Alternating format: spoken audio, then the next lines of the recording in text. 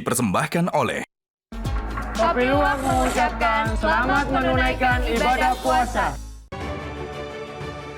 Selamat malam para pemirsa, ketemu lagi di Hot Room dengan saya Hotman Paris. Serangan Amerika dan Israel terhadap Iran berlanjut terus. Dan kita masyarakat Indonesia perlu tahu karena perang tersebut berakibat terhadap kehidupan kita. Antara lain harga minyak naik drastis. Apakah mungkin pimpinan baru Iran bakal mau berunding dengan Amerika Israel? Pimpinan baru Iran, Mujtaba, adalah orang mungkin yang paling sakit hati terhadap Amerika Israel. Karena apa? Bapaknya meninggal, Ali Khamenei, ibunya meninggal, adiknya meninggal, istrinya meninggal, anaknya meninggal. Apakah itu akan membuat militer Iran akan semakin agresif? Inilah Hot Room. AS Israel kian menekan, Mujtaba siap melawan.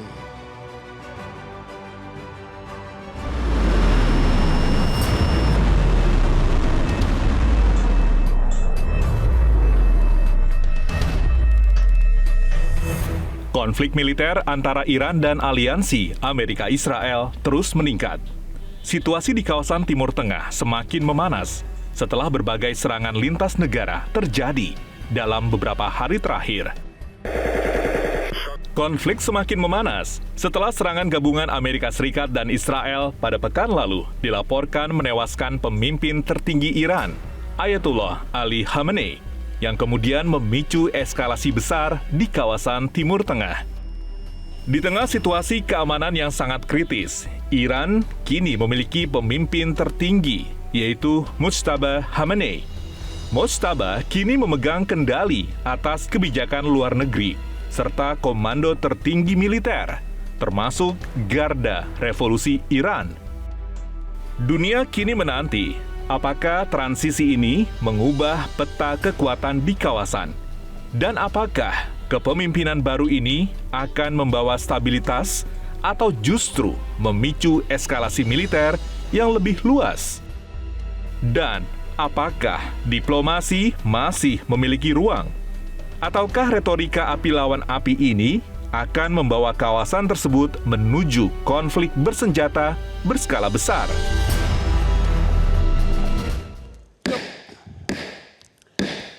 Para pemirsa, banyak orang menyarankan agar tidur 8 jam sehari. Kalau kau tidur 8 jam sehari, berarti sepertiga dari hidupmu akan dipakai untuk tidur. Saya tidak mendukung pendapat itu. Hotman hanya tidur 4 atau 5 jam sehari. Dan lihatlah kesuksesan yang saya dapat. Bekerja keras. Caranya bagaimana? Agar tetap segar dan konsentrasi. Kopi luwak hitam premium, itulah kopi kesayangan Hotman. Sehingga sekarang aja udah malam masih tetap bekerja keras. Oke? Jadi sekali lagi, jangan tidur 8 jam sehari. Itu saya tidak nasihatkan. Kalau kau ingin cepat punya Lamborghini. Kopi kesayangan Hotman. Halo Pak Hasbullah. Halo Bang Hotman. Coba Bapak dulu kasih analisa ke para pemirsa dengan pimpinan baru Mujtaba ini. Siap. Apa yang bakal terjadi setelah bapak ibunya meninggal, istrinya meninggal, adiknya meninggal, anaknya meninggal, dibunuh oleh serangan Amerika Israel. Siap. Silakan. Makasih Bang Hotman. Saya mencoba kasih ilustrasi dalam waktu yang sesingkat-singkatnya. Ya. Dan kita harapkan nanti bisa bareng-bareng sambil ngopi untuk menjelaskannya lebih dalam lagi. Yang pertama begini, ini kita kalau dalam hitungan saya, kita berada di kurang lebih 296 semenjak perang terjadi pada 28 Februari hari Sabtu jam 1 siang, kurang lebih waktu Indonesia. Apa perkembangan terbaru? Saya ingin mengatakan di 296 sekarang adalah justru keunggulannya yang saya lihat berada di pihak Iran. Sekarang ini, yang menentukan secara terminologi, secara diskursus itu Iran sangat dominan. Dan kalau dirunut ke belakang, bagaimana Iran yang awalnya tertinggal, ibarat sepak bola, Bang Hotman ya, ibarat sepak bola, Iran ini kebobolan di menit pertama. Ya. Bayangkan serangan pertama sudah berhasil membunuh pimpinan-pimpinan utama termasuk Ayatullah Ali Khamenei. Ya. Ya, dan kita lihat kondisi Iran dari menit pertama sampai kedua, ketiga itu cukup kedodoran. Ya. Tapi ada titik balik yang kita ikutin bareng-bareng, yaitu di jam 231 ketika Ali Mujtaba Khamenei sudah diumumkan secara resmi sebagai pemimpin tertinggi. Ya. Saya melihat peperangan, permainan, kalau ibarat sepak bola sudah mulai berimbang semenjak 231 jam. Ya. Dan waktu-waktu selanjutnya sampai sekarang bukan hanya berhasil mengimbangi, tapi saya melihat justru Iran semakin dominan. Ya. Bahkan sekarang Iran seakan-akan tidak mau lagi diatur oleh terminologinya Amerika. Ya. Yang terbaru misalkan Trump sampaikan bahwa perang ini akan segera berakhir dalam waktu dekat. Ya. Tapi orang Iran bilang sekarang yang menentukan kapan berakhir adalah kami. Ya. Dan kalau ditanya tadi kaitannya dengan Mujtaba Khamenei, itu adalah faktornya. Ya. Yang menjadi perubahan dari pola serang dan pola Faktor maksudnya kenapa? faktor yang kemudian membuat organisasi peperangannya Iran jauh lebih efektif. Saya Karena? ilustrasikan menggunakan tiga model serangan. Yang pertama serangan langsung, yaitu dalam bentuk roket dengan roket. Yang kedua dia menggunakan dua sayap yang itu berkaitan dengan minyak, yaitu Selat Hormuz dan menyerang negara-negara Arab Teluk. Ya. Nah, serangan lewat rudal itu tidak berimbang. Mungkin nanti Pak Tidak berimbang maksudnya? jauh lebih banyak minimal data-data yang disampaikan yang jadi korban adalah dari pihak Iran. Yang terbakar, yang meninggal. Yang korban dari pihak Iran? Dari Iran banyak sekali. Oke. Tapi yang justru efektif menurut saya serangan dari sayap. Yaitu mulai dari Hormuz, kemudian dengan menyerang wilayah-wilayah yang kaya minyak. Ya. Kenapa saya katakan efektif? Karena ini sifatnya bola lambung. Bukan langsung gol, tapi dia lewat katakanlah orang-orang yang tidak diuntungkan dengan perkembangan harga minyak ini. Dan itulah situasi kita sekarang, dunia sekarang, di mana semua menginginkan perang ini berakhir, perang ini tidak boleh dilanjutkan karena sudah mengancam keberlangsungan dan kebaikan kita semua. Jadi si Mujtaba ini siapa sih? Apa memang dia satu-satunya yang calon kuat? Kalau kita analisa kenapa warga Iran memilih Mujtaba. Nah ini saya menyebutnya Mujtaba sebagai Ali Khamenei Plus. Sebenarnya media-media di kawasan menyebut Mujtaba sebagai Ali Khamenei kedua. Tapi menurut saya kurang keras. Lebih keras kalau kita sebut sebagai Ali Khamenei Plus. Kenapa disebut Ali Khamenei Plus? Kalau kita lihat Mujtaba, yang pertama sebagai anak sudah pasti dia akan melanjutkan ideologi bapaknya. Sepak terjang bapaknya. Apalagi dia memang dekat dengan orang-orang yang berkuasa di era bapaknya. Tapi ada yang istimewa dari Mujtaba dibandingkan Ali Khamenei. Yang pertama sekarang usianya jauh lebih muda, masih 50-an. Dan yang kedua, yang menurut saya ini konteksnya yang sangat khas kebudayaan Iran. Mujtaba lahir dalam keadaan yang kata Bang Hotman tadi, penuh dengan derita. Derita. Nah yang tidak dipahami oleh banyak orang, Iran ini sejarahnya derita itu justru kekuatan. Jadi jangan tawarkan penderitaan bagi rakyat Iran. Mereka sudah bertahun-tahun, berpuluh-puluh tahun, bahkan beratus-ratus tahun terbiasa dengan menghadapi situasi yang katakanlah tidak ideal. Karena itu ketika kemudian Mujtaba yang dipilih, itu bagi saya itu kemudian menegaskan bahwa memang masyarakat Iran lebih memilih pengukuhan rezim daripada pergantian rezim. Lebih memilih akan perang terus. Sebenarnya kalau dilihat dari hukumnya, dari nilai-nilainya, Iran nggak punya keinginan untuk perang terus. Tapi kan dia konsisten, konsisten dengan satu dia diserang. Dia nggak pernah ofensif untuk nyerang duluan. Dia diserang dan dia bertahan. Yang kedua, kalau kita baca dari pernyataan terakhir, walaupun dia bilang kami yang menentukan kapan akan berakhir, syaratnya dia nyatakan, yaitu kalau Amerika dan Israel sudah tidak menyerang kembali. Jadi sebenarnya kalau mau dibikin ini damai, dan ini ada kaitan dengan Bang Hotman sebagai pakar hukum internasional, tegakkan hukum internasional. Siapa yang menegakkan?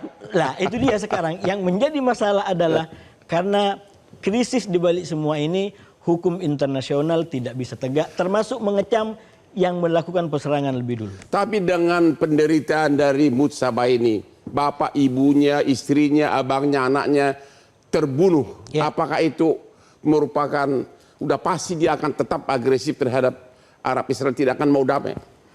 secara manusiawi itu akan sangat mempengaruhi. Tapi sekali lagi seorang pemimpin bukan hanya orang yang mengedepankan sisi emosional. Jadi saya yakin tetap akan ada nilai yang memandu beliau. Cuman beliau sebagai manusia biasa memiliki sesuatu yang bahkan tidak dimiliki bapaknya. Bapaknya lahir dari keadaan yang jauh lebih stabil ketimbang Mujtaba hari ini.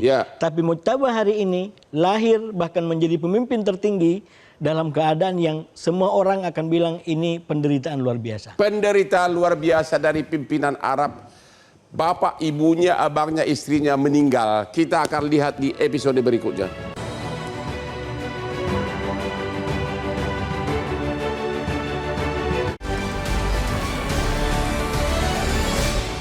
Dipersembahkan oleh Kopi Luwak mengucapkan selamat menunaikan ibadah puasa. Dipersembahkan oleh Kopi Luwak mengucapkan selamat menunaikan ibadah puasa. Ketemu lagi di Hot Room, perang Amerika Israel lawan Iran. Pak Ridwan Habib. Baru-baru ini Presiden Trump berhasil menculik Presiden Venezuela agar dia bisa menunjuk pimpinan baru.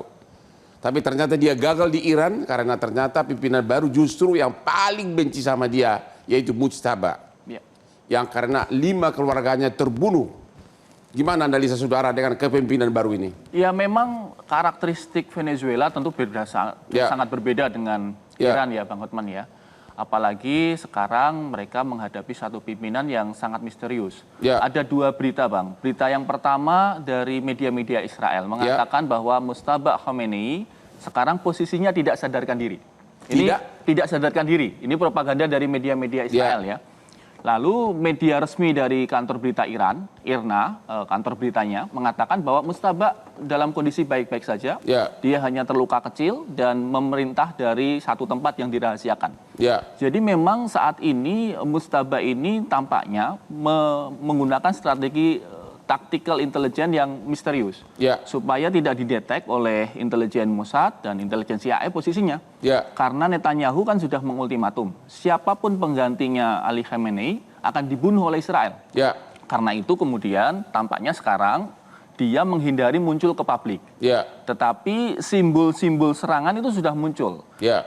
Sehari setelah diumumkan bahwa Mujtaba menggantikan ayahnya, ada ribuan drone yang terbang dari kota-kota di Iran, dari Iswahan, dari Tabriz, yang mengarah ke beberapa titik. Termasuk juga beberapa rudal baru yang dikeluarkan. Rudal balistik Hamsaran misalnya dengan kecepatan 10 Mach, 10 kecepatan cahaya, tampaknya juga sudah mulai dikeluarkan. Jadi artinya IRGC atau Tentara Garda Revolusi Iran menggunakan Mujtaba ini sebagai dalam tanda petik pemimpin spiritual sekaligus pemimpin militer. Dan katanya dia sangat dekat sama pasukan militernya ya?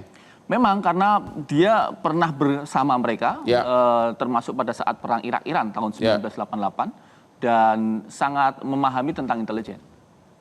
Jadi sampai hari ini belum tahu dia di mana? Itu tadi Bang, jadi 2 versi. Versi media Israel dia tidak sadarkan diri, ini propaganda yang ditiupkan Israel. Versi Iran adalah dia baik-baik saja. Tapi memang masyarakat Iran mayoritas tetap ingin pimpinan yang aliran keras atau bagaimana? Dukungan terhadap Mujtaba ini memang benar? Ya, reaksinya memang mayoritas sangat mendukung Mujtaba ini ditetapkan sebagai pengganti ayahnya. Pada saat itu diumumkan kan hampir ribuan ya, ratusan ribu masyarakat Iran yang keluar ke jalan dan bersama-sama meneriakkan slogan-slogan yang anti Amerika. Dari segi kekuatan militer, lu yakin Iran bisa nandingin negara raksasa Amerika sama Israel? Ya, itu nanti Mas Wibawanto nih yang ahli keamanan militernya. Tetapi kalau dalam konteks intelijen Bang, bertahan lebih dari 9 hari sejak diserang hari Sabtu kan, ini kan sudah hari ke-9 ini. Ini menunjukkan bahwa Iran menggunakan, menurut kami ini strategi attrition warfare, memaksa Amerika menggunakan strategi attrition berlarut-larut. Gimana nih Pak Wibantono? Israel yang Iran bisa bertahan begitu, kekuatan militernya gimana sih Bos? Gini Bang Hotman, jadi saya izin kasih gambaran dulu ya. Jadi Timur Tengah ini merupakan satu regional security complex, yaitu satu subwilayah di planet bumi yang mempunyai ketersambungan geografis terpisah dari subregion lain, di mana pasti superpower mempunyai interaksi dengan mereka, tetapi regional security complex ini mempunyai interaksi yang mendalam secara historis, sosial, politik, ekonomi, dan militer. Sehingga apa yang terjadi di satu negara pasti akan berimplikasi ke negara lain. Dan regional security complex Timur Tengah itu paling dinamis, paling tua, paling banyak konflik, ya, dan paling mempengaruhi apa yang ada terjadi di tingkat global. Itu poin satu. Poin kedua, masuk ke abad 20, ya, British Mandat tahun 2022 itu minta supaya wilayah bekas Ottoman Empire dibagi-bagi. Singkat cerita, untuk Palestina, Israel mendapat 18% wilayah untuk yang wilayah Palestina saja, dan secara keseluruhan akhirnya 99% itu untuk negara-negara Arab Islam, sehingga tahun 48 itu ada 100 juta orang Arab di situ, dan sampai sekarang 0,5% sekian itu wilayah Israel. Tapi ada satu titik yang menjadi rebutan dari semuanya, yaitu Yerusalem. Karena Judaism percaya Mesias akan turun di situ, Kristen percaya Juru Selamat akan turun di situ, Islam Syiah dan Islam Sunni juga percaya akan turun di situ Imam Mahdi. Itu poinnya. Tahun 79 begitu. Maksudnya turun nanti di hari hari akhir. Nah, tahun ini latar belakang budaya penting. Itu membentuk dan itu sangat mempengaruhi. Iya, itu membentuk alam bawah sadar mereka. Semua dari Timur Tengah, Bang Hotman. Tahun 79 pada saat Ali Khomeini menang dalam revolusi, Ali Khomeini langsung mengintegrasikan apa yang disebut dengan doktrin eskatologis mesianik Islam Syiah saat itu, yang dikenal dengan Magdaviyat. Artinya apa tuh? Artinya bahwa rezim Iran akan hadir sebagai wilayah al-faqih, yaitu pengawal umat, selagi Imam Mahdi berdasarkan kepercayaan Islam Syiah sedang tidak ada di dunia ini. Selama tidak ada, hilang sejak abad 9, dunia ini akan menghadapi apa yang disebut ketidakadilan. Dan saat itu Imam Khomeini langsung menjelaskan bahwa sumber ketidakadilan adalah dua, Israel dan Amerika. Nah, ada perbedaan geopolitik yang begitu harsh, begitu tajam. Karena pengaruh Israel yang begitu kuat di region setelah tahun 48, dan juga arsitektur keamanan di Timur Tengah yang Western heavy. Nah, di dalam perjalanan dari tahun 79 sampai tahun 2026 ini, memang negara Iran itu paling banyak membunuh dalam perspektif Amerika. Membunuh dalam perspektif Amerika perspektif Amerika, warga Amerika. Di mana? Ya di mana-mana selama perjalanan dari 79 sampai sekarang. Itu dari perspektif Amerika. Dari perspektif Iran, mereka percaya bahwa ini semua adalah perjuangan melawan ketidakadilan. Karena doktrin Magdaviyat yang sudah terinternalisasi. Jadi penderitaan itu adalah bagian dari mencapai masa depan yang baik. Penderitaan untuk mencapai masa yang baik. Itu ya. Jadi mereka itu sudah teruji dengan strategic endurance warfare yang disebut tadi. Jadi, apa itu? Perang berlarut lah. Perang berlarut. Nah, karena sejak tahun 79 postur militer Iran itu dibagi dua, Bang. Yang pertama adalah militer yang sangat konvensional, peninggalan Pahlavi yang disebut dengan Artes. Itu tentara teritorial. Tetapi IRGC yang merupakan korps revolutionary, penjaga rezim, itu sangat kuat di dalam hal-hal peperangan asimetris. Contohnya, mereka kuat secara politik, kuat secara ideologis yang tadi saya dengan Dr. Madavia, dan mempunyai jaringan network proksi di koridor utara dari Iran, Irak, Syria, Lebanon, sampai ke bawah ke Yaman Selatan, Houthi sampai ke daerah samudra, sampai ke daerah Red Sea dan juga di Selat Hormuz dan juga di wilayah Persia, Teluk Persia. Nah, dari sini kita bisa lihat gitu bahwa mereka sudah siap jika ada konflik. Yang pertama digunakan adalah misail untuk anti akses dan area denial. Jika itu gagal, perang berlarut. Tetapi yang akan dikerahkan adalah proksi. Nah, jadi kalau pertanyaannya kembali tesisnya adalah apakah pemimpin baru Mostabah ini akan melawan apa tidak melawan? Dari satu perspektif kalau di international relations itu dikenal dengan first image, pemimpin pasti akan melawan dengan karakter seperti beliau latar belakang. Dari domestik, ini juga kita melihat ada kelompok ulama kombatannya, ada IRGC, ada politisi-politisi yang cukup moderat seperti Presiden Iran, ada rakyat Iran. Mungkin mereka sekarang mempunyai suatu kesamaan bahwa mereka itu tidak mau pemimpinnya itu diinstal oleh siapapun.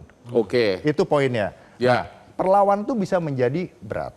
Nah, sementara dari perspektif Israel, mereka juga punya doktrin teologis yang kuat. Yaitu? Diambil dari Kitab Taurat, dari Ezekiel 38-39. Percaya bahwa akan ada serangan dari utara, melibatkan bekas negara yang menempati wilayah Persia. Dan itu tidak akan habis sampai Mesianik datang. Jadi semuanya ini punya masa mesianistik. Ya, ini membakar emosi yang begitu luas. Nah, jadi ada 3 skenario Bang Hotman sekarang. Yang pertama, mungkin bisa dikatakan 40% akan ada deeskalasi, ya, 40%. 50% kita harapkan 40% terjadi ya ini. 50% perang regional dengan melibatkan proksi-proksi yang ada di luar wilayah Iran. Ini yang akan menjadi konflik melebar di kawasan Timur Tengah. Dan akan berlanjut dalam waktu lama. Nah, yang ketiga adalah perang yang sudah melibatkan langsung great powers lainnya seperti Rusia dan China. Karena sejarah membuktikan 5 abad terakhir, 16 persaingan antara ruling power melawan rising power, 4 berakhir perang terbuka, 12 tidak perang terbuka. Berarti ada 75% chance, kebalik, 4 itu perang terbuka, tidak perang terbuka, 75% itu 12-nya dengan perang terbuka. Jadi ada chance akan ada perang terbuka, tapi kita tidak harap begitu. Akan ada chance perang 75% terbuka. Bagaimana nasib bangsa Indonesia ini? Temu lagi di Hot Room.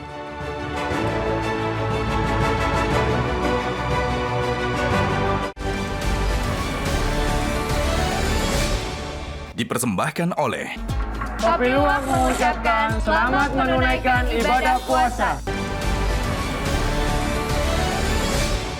Dipersembahkan oleh Kopi Luwak mengucapkan selamat menunaikan ibadah puasa.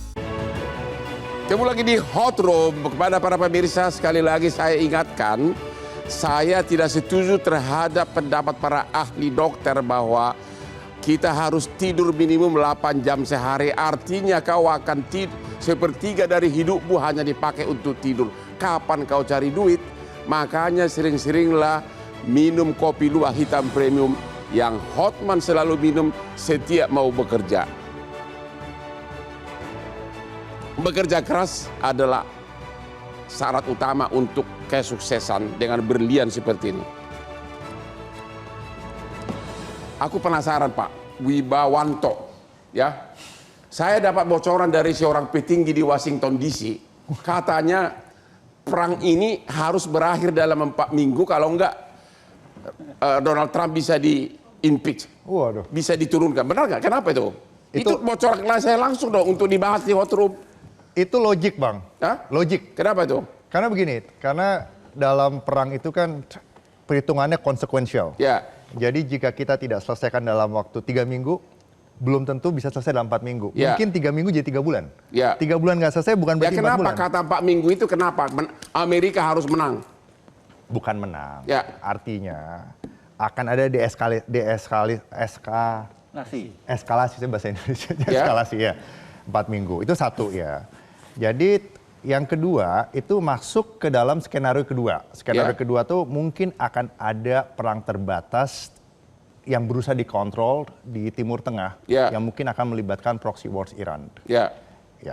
Nah, alasan ketiga adalah alasan politik dari Presiden Donald Trump. Karena di bulan November itu akan ada mid-elections. Di US Congress. Artinya 100% dari lower house of Representative itu akan melakukan pemilihan ulang. Pemilihan ulang? Dan sekarang yang menguasai House itu adalah Republican. Partai yang mendukung Presiden Donald Trump. Sementara itu di upper house, di Senat, itu 1/3 akan ada pemilu ulang. Nah, berarti kalau perang ini belum selesai, sampai di bulan September saja, chance Republikan menang itu makin kecil gitu. Dan kalau Republikan menang, kalah, Donald Trump akan jatuh. Demokrat menguasai lower house dan upper house, ya chance untuk impeachment besar. Ya, gimana itu Pak? Itu dapat bocoran saya langsung dari Washington DC. Gimana pendapat Bapak? Ya, saya rasa memang akan menjadi ujian bagi Trump ke depan.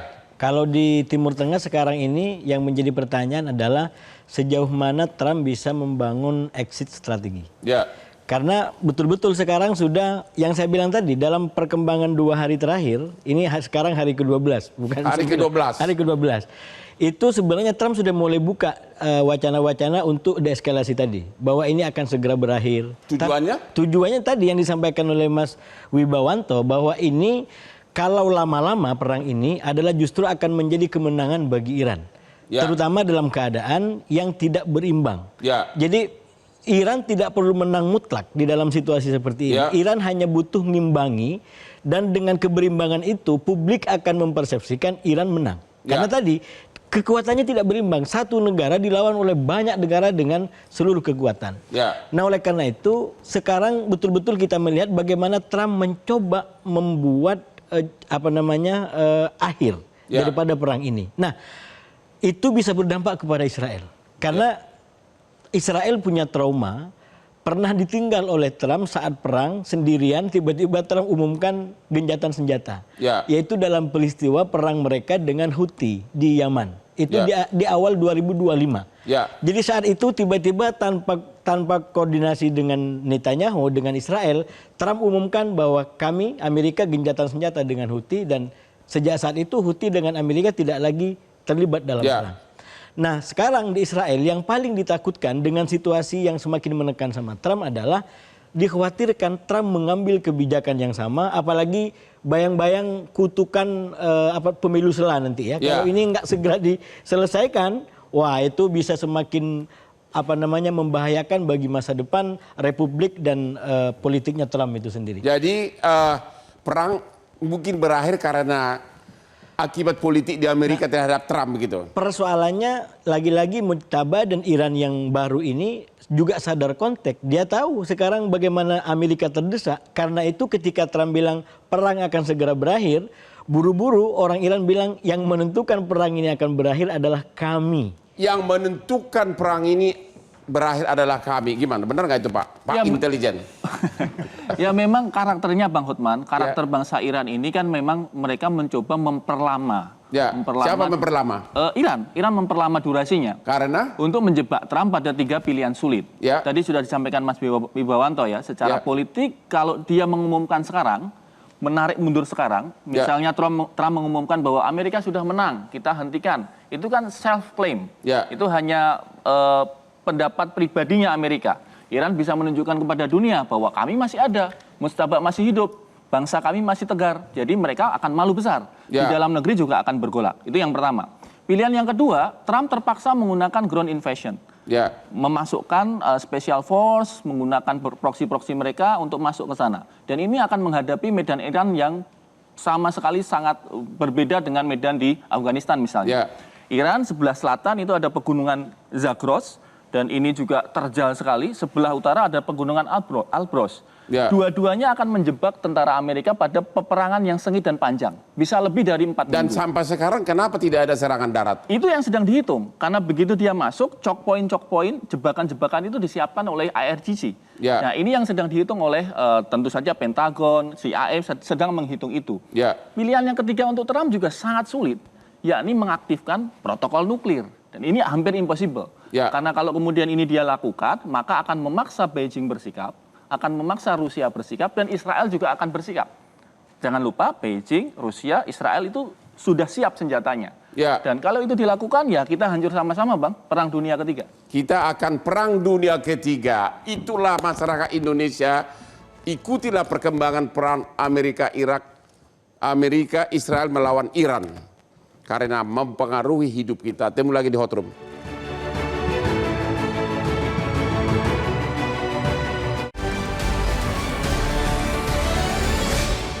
Dipersembahkan oleh Kopi Luwak mengucapkan selamat menunaikan ibadah puasa. Dipersembahkan oleh Kopi Luwak mengucapkan selamat menunaikan ibadah puasa.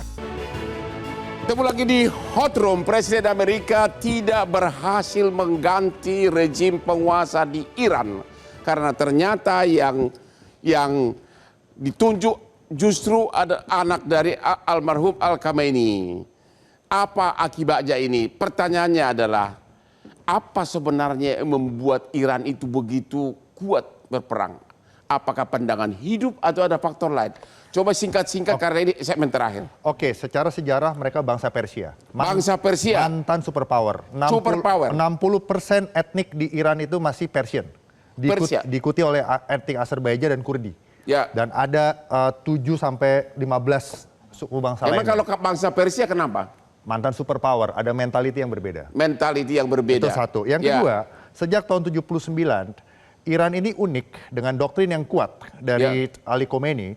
Itu state penetration-nya itu salah satu yang paling kuat di Timur Tengah. Apa itu bahasa Indonesianya itu? Jadi kemampuan pemerintah untuk mengontrol sampai ke tingkat lokal ya Mas Ridwan ya. Kemampuan pemerintah sampai tingkat lokal. Apanya? Cara berpikirnya atau apanya? Kekuatan formal, pembagian resource, pajak, pengaturan hukum, keamanan, bahkan menguasai jaring-jaring informal. Tidak oligarkinya, warlord, artinya proxy. Masyarakat paling bawah pun percaya sama pimpinannya. Karena ada doktrin Madaviat yang kuat. Karena ada doktrin teologis yang kuat yang ditanamkan. Teologis yang kuat sejak tahun 79. Dan sekarang mereka yang mimpin di Iran itu adalah kelahiran 70-an. Jadi apa itu mirip-mirip dengan contoh misalnya umat Katolik sangat tunduk kepada paus. Itu bisa nggak dibandingkan begitu? Saya ngobrol sama Mas Hasib, bisa ada analogi simpel begitu. Oh begitu. Ketaatan struktural. Kan? Keturunan apa? Jadi ada namanya ketaatan struktural dan ideologis. Ketaatan struktural dan ideologis. Itu ya, poinnya. yaitu seperti ya karena udah percaya sama pimpinan agamanya begitu. Ya, jadi sekarang mungkin mereka mungkin sebagian rakyat Iran mungkin tidak suka ditekan ya. Di era Khamenei misalnya katakan begitu. Tapi mereka juga mungkin tidak suka kalau harus dipaksa menerima pemimpin yang diimport dari negara lain. Jadi yang win-win sebenarnya buat Presiden Trump yang belum tercapai sasaran politiknya. Kalau di Amerika tuh operasi militer harus disertai dengan tujuan politik yang jelas. Close switch itu. Tujuan politik Presiden Trump mengganti rejim itu belum berhasil. Tujuan belum berhasil. Oke, sekarang kita bertanya Pak Ridwan. Apa yang membuat masyarakat Iran itu begitu kuat? Apakah karena dia bangsa Persia? Apakah dia sangat taat kepada pimpinan agama seperti umat Katolik taat kepada paus? Bagaimana? Bang Hotman, salah satunya juga karena kaderisasinya yang luar biasa. Karena? Kaderisasi. Jadi indoktrinasi ideologi itu dilakukan secara bertahap sejak sekolah dasar sampai university.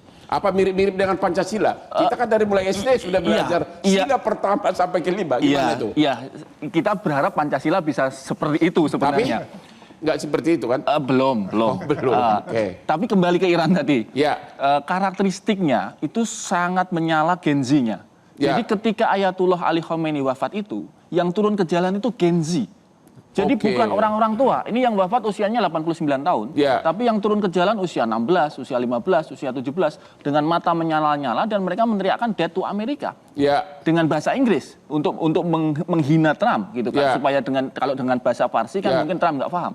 Jadi mereka chantingnya death to America. Jadi apa ya? Indoktrinasi yang kuat. Kaderisasi yang sangat kuat. Berasal dari bawah, dari sejak elementary dan sampai juga faktor sejarah mereka adalah yang kita dipelajari sejarah Persia. Itu Persia terkenal bangsa besar. Bangsa penguasa zaman dulu. Bangsa yang gigih, bangsa yang petarung. Jadi Anda yakin tidak akan gampang ditaklukkan? Oh tentu, tidak akan mudah. Dan ini akan pasti lebih panjang. Akan nuklir gimana? Oh tidak mungkin kalau nuklir. Saya tidak meyakini itu karena Trump pasti kalau akan. Pada akhirnya Iran dead or alive, ya pasti pakai nuklir dong. Iya, kemungkinannya ada, cuma sangat tipis Bang Hotman. Bagaimana dengan Pak Hasbullah? Benar nggak bahwa rakyat Iran itu begitu patuh sama pimpinannya karena kaderisasi yang bagus? Di sana ada korupsi nggak sih? Korupsi insya Allah ada di mana-mana. tapi itu bukan soalnya. Yang dari tadi tidak dibicarakan dalam satu istilah Bang Hotman ya. Dan ini mungkin kealpaan atau diabaikan oleh Trump. Bahwa Ayatullah tertinggi itu bukan hanya sekedar pemimpin politik. Bukan hanya sekedar pemimpin negara. Tapi dia pemimpin spiritual. Bahkan pemimpin hati nurani. Pemimpin hati nurani. Jadi itu udah kalau berat, ya? Orang sudah dipimpin hati nuraninya dan pemimpinnya dibunuh dengan cara seperti Trump, maka yang akan terjadi bukan pergantian rezim. Saya dari awal sudah sampaikan, Bang Hotman, ini yang akan terjadi ke depan adalah dua, pergantian rezim atau penguatan rezim. Tapi dengan cara Trump membunuh pemimpin hati mereka, maka mereka kemudian turun ke jalan. Apalagi ini di Syria yang disampaikan oleh Mas Wibowanto tadi, selain pemimpin fungsinya tadi, pemimpin tertinggi di Iran juga berfungsi sebagai mengurus umat sambil menunggu kedatangan pemimpin yang maha adil, yaitu Imam Mahdi, yang nanti juga akan ketemu dengan doktrin lebih tinggi lagi, yaitu Nabi Isa atau Yesus dalam keyakinan agama lain. Jadi ini ada tali temali, ini mereka sangat dihormati menjalankan kepemimpinan sekarang sebelum datangnya pemimpin-pemimpin adil ini. Sekali lagi, ini itulah bukan, aspek spiritual. Itu aspek spiritual yang tidak diabaikan oleh Amerika dan Israel ketika melakukan serangan dan membunuh pemimpin hebat ini pada tanggal 28. Mau sekuat apapun spiritual, kalau akhirnya Donald Trump membombardir habis-habisan, itu mungkin enggak? Bang Hetman sudah bisa menjawab, badan bisa dibunuh, tapi cinta tidak akan pernah dibunuh. Oke, maksud saya pada akhirnya Iran akan takluk kalau benar-benar serangan militer habis-habisan oleh Amerika dan Israel. Bagaimana? Walaupun spiritualnya kuat banget. Ya, sekarang Iran justru menggunakan energi cintanya, menggunakan energi perjuangannya untuk membangun segala macam kapasitas. Termasuk yang kita bicarakan tadi, kapasitas untuk membangun rudal, persenjataan. Bayangkan negeri yang diembargo sedemikian lama, tapi justru mampu menciptakan rudal-rudal yang ini made in nasional.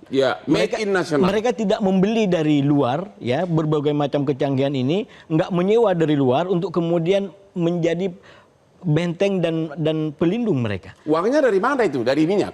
Ya, dari minyak dan tentu dari militansi mereka. Bahwa mereka terbiasa hidup dengan semangat perlawanan, kesederhanaan itu menjadi salah satu kunci yang membuat mereka juga bisa survive. Mereka tidak terbiasa dengan hidup foya-foya. Mereka tidak biasa dengan hidup yang menghambur-hamburkan uang secara tidak penting. Jadi memang ada militansi, ada semangat, ada kesederhanaan, dan paduan dari semua itu maka kemudian menjadikan Iran sebagai bangsa yang kuat, tahan banting, dan sampai sekarang kita melihat bagaimana mereka punya kemampuan untuk bertahan. Jadi terakhir, menurut Anda Amerika tidak akan gampang mengalahkan Iran dalam waktu dekat? Dengan kekuatan militer yang super power. Kita sudah 12 hari dan perlawanan masih berlangsung. Bahkan fase terakhir yang saya bilang tadi justru skornya 2-1. Karena bukannya justru Iran dikontrol oleh Amerika, justru dengan kata-kata tadi sekarang kami yang menentukan perang, artinya apa secara politik? Iran yang sekarang pegang kartunya. Apalagi Trump mau segera berakhir.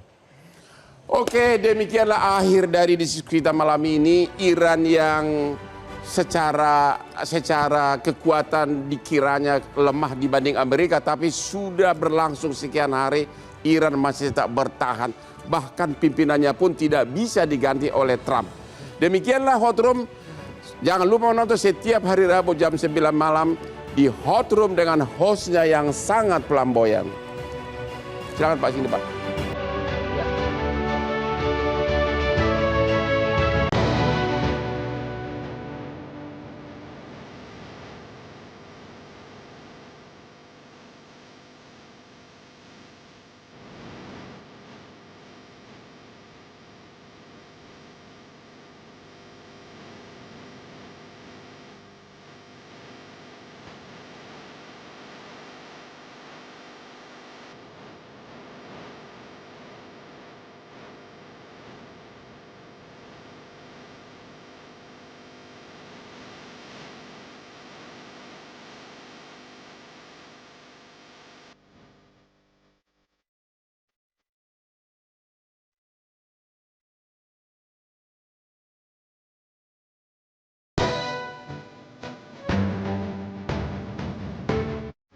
Metro TV.